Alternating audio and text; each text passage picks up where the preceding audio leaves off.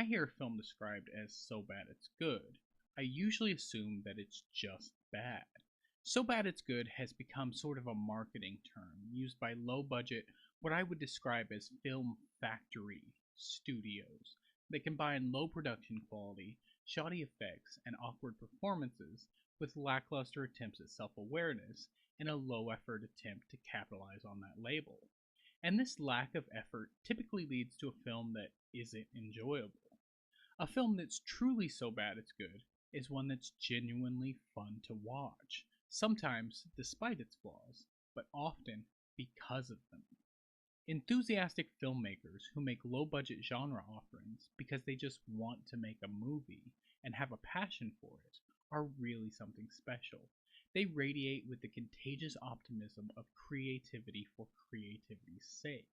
These films often possess a unique charm that stems from their earnestness and unintentional humor rather than feeling like a calculated attempt to capitalize on a niche audience. Their shortcomings in dialogue, acting, special effects, and production quality become endearing and add to their entertainment value.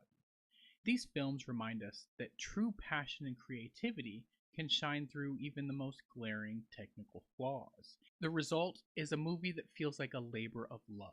It's this kind of genuine, unpolished effort that makes a film transcend its shortcomings, creating an experience that's not only enjoyable, but also oddly inspiring. A prime example of this is the film Basket Case, which, despite its numerous flaws, has garnered a massive cult following that celebrates its idiosyncrasies with enthusiasm. The film is saturated with questionable acting and even more questionable production choices, blurring the line of self awareness to the point where it makes it difficult to tell where the satire ends and the incompetence begins. But even so, its unique charm is undeniable. It's often said that what's left to the imagination can be far more terrifying than what's actually shown on screen. But Basket Case completely throws this idea out the window.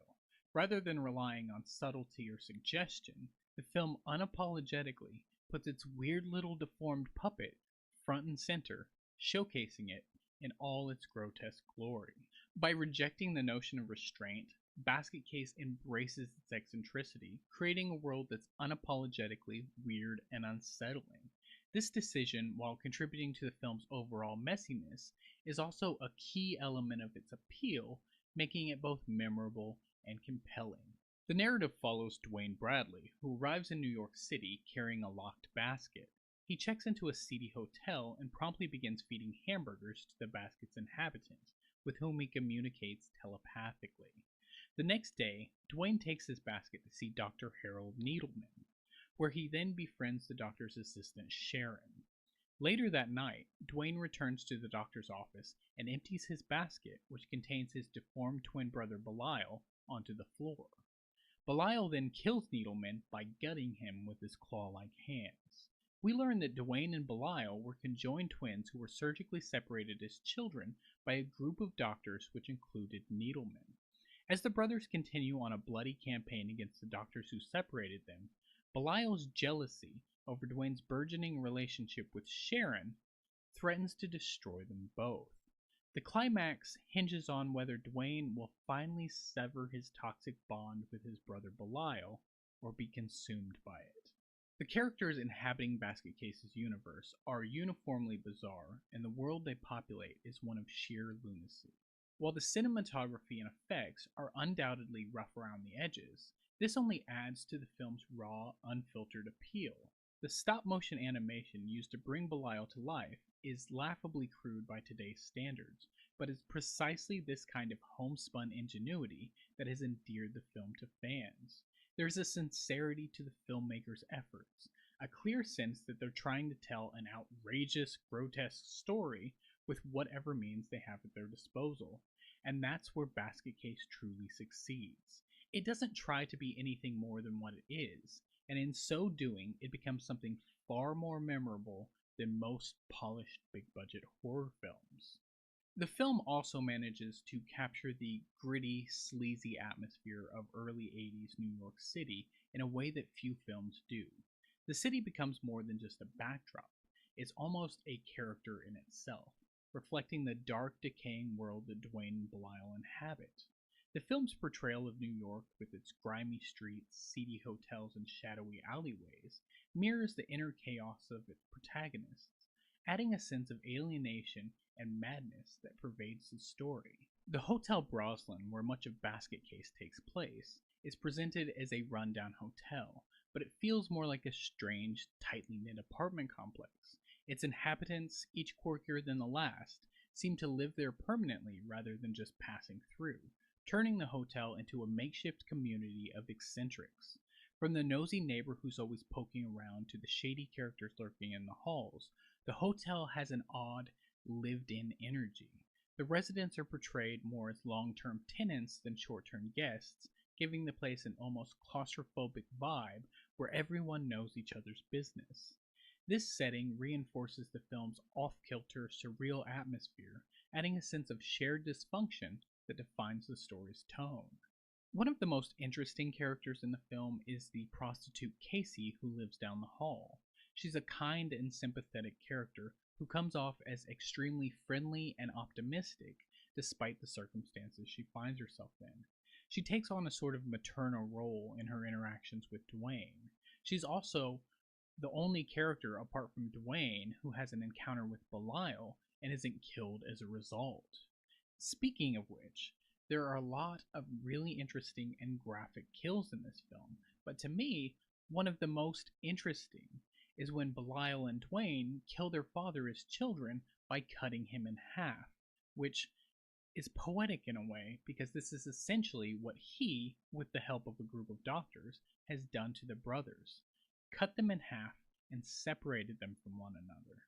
At its core, Basket Case is a film about brotherhood, revenge, and the struggle for identity. The relationship between Duane and Belial, while undeniably bizarre, also taps into deep-seated themes of dependency, resentment, and the desire for freedom. Duane's internal battle, caught between his loyalty to his brother and his yearning for a normal life, adds a surprising layer of emotional depth to a film that, on the surface, might seem like pure schlock. The film was originally distributed by Analysis Film Corporation, who butchered the film, cutting it into pieces in order to remove all of the blood and violence. They then released it in a limited run, and it was a critical and commercial failure. Joe Bob Briggs was actually largely responsible for saving the film from obscurity. He had seen a screening of the film at a film festival before it had been recut, and he loved it. He offered to host a Dallas premiere at a drive-in theater, but stipulated that he would only do so if they could show the unedited version. This cut received a much warmer reception, and the film went on to become a cult hit.